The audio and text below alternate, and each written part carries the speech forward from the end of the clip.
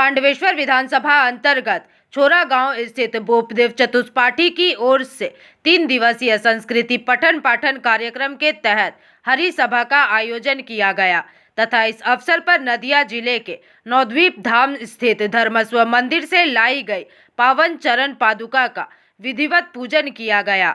जानकारी के अनुसार चरण पादुका के छोरा बोपदेव चतुष्पाठी पहुंचने के बाद कलश यात्रा निकाली गई।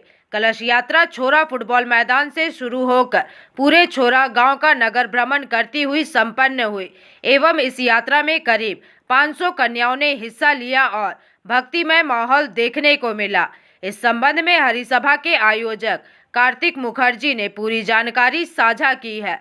वहीं इस मौके पर नवद्वीप धाम से आए श्री सुधीन गोस्वामी, लक्ष्मी नारायण गोस्वामी, छोरा बोपदेव चतुष्पाठी पूजा समिति के अध्यक्ष अथिन मुखर्जी, सचिव किशोर चक्रवर्ती, कोषाध्यक्ष करुणामय घोष सहित जगन्नाथ दे, कंचन मंडल, पशुपति गोप, सुलाबानी मुखर्जी समेत कई गणमान्य लोग उपस्थित रहे। हमारे छोरा ग्रामे बोपदेव चतुष्पाठी একটা টোল ঘর, এখানে আমাদের সংস্কৃতি যে শিক্ষা সেটা দেওয়া হয়। গত 25 বছর থেকে বিগত আমাদের কার্তিক কুমার মুখোপাধ্যায়, উনি এই টোলের পণ্ডিত, এই এলাকার পণ্ডিত। আমাদের এখানে প্রথম টোল নেই পশ্চিম বর্ধমান জুড়ে, তো উনি এই ছোড়া গ্রামের টোল শুরু নয়, আরো 2-3 জায়গায় ওনার টোল চলে। 25 বছর ধরে এই প্রোগ্রাম চলছে।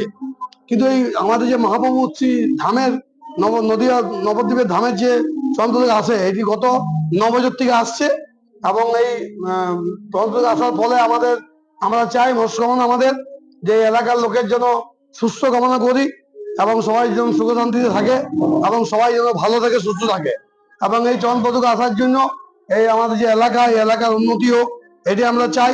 এবং হরিনাম সংকীর্তনের মাধ্যমে আমরা চরণবাবুকে নিয়ে এলাম।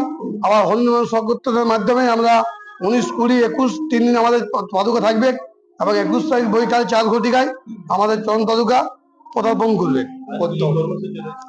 কর্মসূচি আমাদের মহাপ্রভু চন্দ্র গেল। আজকে আমাদের সেমিনার আছে, যারা এখানে টোলে আমরা গঠন করেছি। আসানসোল দুর্গাপুর শিল্পাঞ্চলের বুকে এই চতুষ্পাঠী তখন ছিল না। 2002 সালে আমরা মানুষকে শিক্ষা দেওয়ার জন্য, সংস্কৃত শিক্ষা দেওয়ার জন্য, শুধু সংস্কৃত নয়, এখানে আমাদের অন্যান্য শিক্ষাও দেওয়া হয়। এখানে প্রত্যেককে শিক্ষা দেওয়া হয় এবং অনলাইনেও শিক্ষা দেওয়া হয়। বর্তমানে আমাদের আসাম, ত্রিপুরা থেকে শুরু করে বিভিন্ন জায়গার মানুষ, বিভিন্ন জায়গার ছাত্ররা অনলাইনে ক্লাস নিচ্ছে, এমনকি বাংলাদেশে পর্যন্ত আমাদের ছাত্র রয়েছে।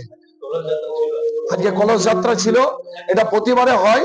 আমাদের ছোড়া ফুটবল গ্রাউন্ড থেকে মহিলারা কলস যাত্রা করে এবং 9 রকমের বাজনা দিয়ে আমরা বাদ্য সহকারে, শোভাযাত্রা সহকারে অগণিত ভক্তদের সাথে সাথে প্রায় 10,000 মানুষের এখানে ভিড় জমে এখানে এবং 3 দিন ধরে প্রত্যেক মানুষকে প্রসাদ পাওয়ানোর ব্যবস্থা করা হয় এই জায়গায় এবং বিভিন্ন জ্ঞানীগুণী ভক্তদের, জ্ঞানীগুণী পণ্ডিত মন্ডলী একটা সভা হয়।